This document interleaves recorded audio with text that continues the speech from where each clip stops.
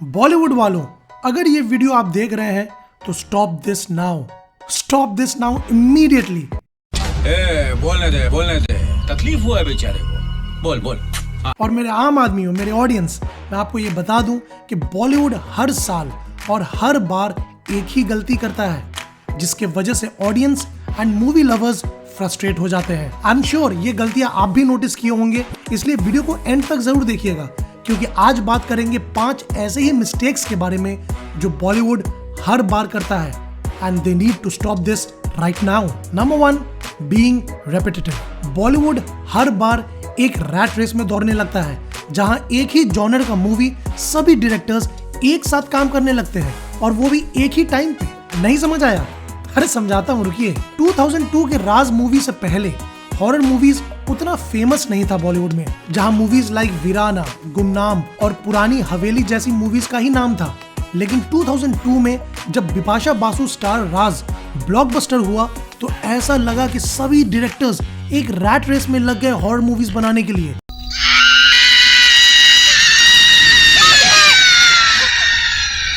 और with in 5 years, yes with in 5 years, यानी 2002 से 2007 के बीच ऑलमोस्ट 25 हॉरर मूवीज को बना डाला बॉलीवुड। 25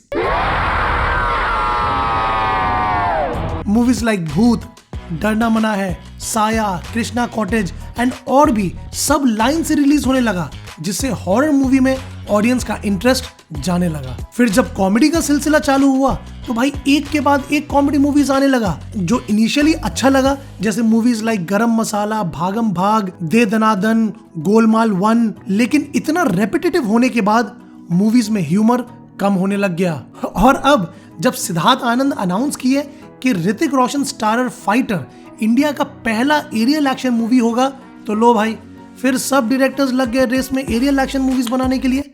हम फर्स्ट। कंगना रनौत का तेजस आया और कब गया पता भी नहीं चला। Akshay Kumar sky force announce कर दिए। वरुण तेज ऑपरेशन वैलेंटाइन अनाउंस किए हैं। एंड आई एम श्योर अगले 2 से 3 साल में कम से कम 10 ऐसा और मूवीज आ जाएगा, और वो तब तक आएगा जब तक बॉलीवुड ऑडियंस को पका नहीं देते हैं।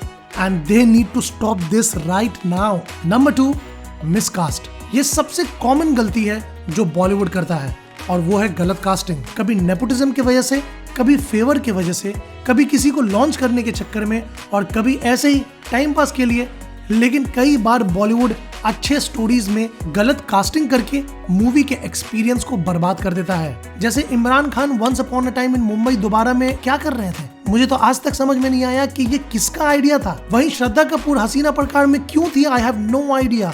अच्छा खासा स्टोरी को ये मिसकास्ट बर्बाद कर दिया। इनफैक्ट रॉकस्टार भी, जो है तो एक जबरदस्त मूवी, लेकिन जब जब नरगिस फखरी को दिखाया गया, मूवी का स्तर नीचे गिरा। ओके, इट्स फाइन, मैं अब तुमसे गुस्सा नहीं हूँ। फोर्सफुल एंड रोबोटिक एक्टिंग से वो हीर कॉल के कैरेक्टर को बर्बाद कर दी थी, और यही रीजन है कि इस कैरेक्टर को कोई याद भी नहीं करता। तो भाई, बॉलीवुड के directors and casting directors, they need to stop this right now. भाई सही कास्टिंग करो, खराब मूवी भी अच्छी लगने लगती है। Number 3, not sticking to the basics. अब ये पॉइंट लागू होता है मोस्टली सीक्वल्स के लिए, जहां डायरेक्टर्स बेमतलब का एक्सपेरिमेंट करना स्टार्ट करते हैं और बेसिक्स को भूल जाते हैं, जिसके वजह से इनिशियल मूवी यानी पार्ट 1 हिट हुआ था। फॉर एग्जाम्पल, वेलकम 1 जबरदस्त था अपने स्टार कास्ट की वजह से, लेकिन वेलकम 2 में इन लोगों ने क्या किया, अक्षय कुमार को चेंज करके जॉन इब्राहिम को डाल दिया। मूवी फिर भी थोड़ा बेरेबल था मजनू और उदय की वजह से,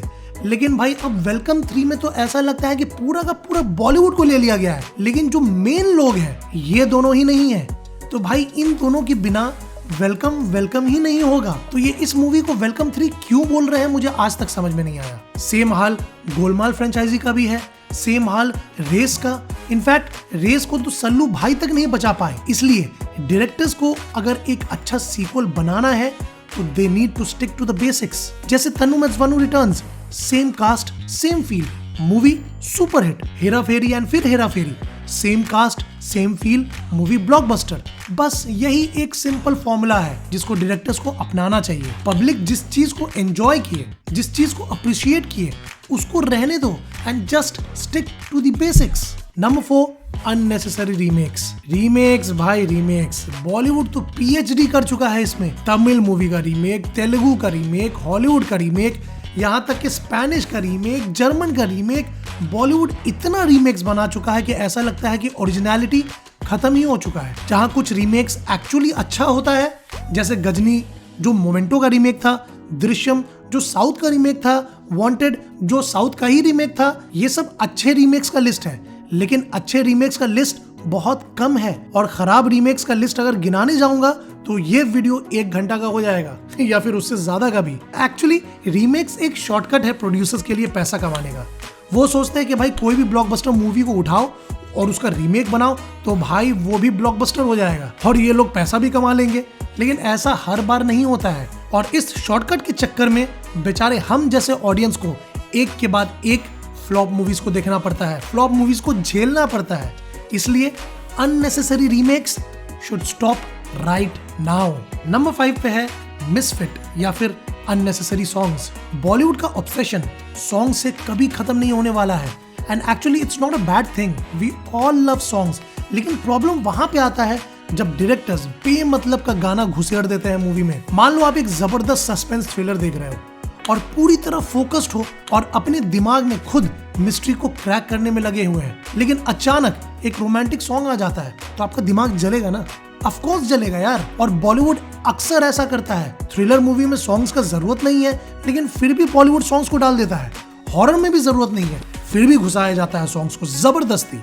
आज के डेट में मूवीज का लेंथ छोटा हो चुका है और ऑडियंस वही प्रिफर भी करते हैं। अब फॉर एग्जांपल अप्रोक्सीमेटली 2.25 से 2.5 घंटे की मूवी में अगर 5 सॉन्ग्स भी रहेगा तो ऑन एन एवरेज 15 से 16 मिनट वेस्ट हो जाता है जो स्टोरी टेलिंग में यूज किया जा सकता है। तो भाई कहानी सुनाओ ना और बेमतलब का एक्स्ट्रा गाना डालकर ऑडियंस को बोर करना बंद करो। इसलिए these unnecessary songs need to stop right now.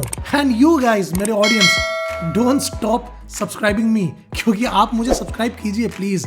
और अगर ये वीडियो अच्छा लगा हो तो लाइक भी कीजिएगा और कमेंट करके जरूर बताइएगा कि इस लिस्ट के अलावा और कौन कौन सा पॉइंट है जो बॉलीवुड को इमीडिएटली रोक देना चाहिए एक अच्छा मूवी बनाने के लिए। आप मुझे कमेंट कीजिए। तब तक के लिए मिलते हैं आपसे Insta, Facebook, x and threads पे या फिर मेरे नेक्स्ट वीडियो में।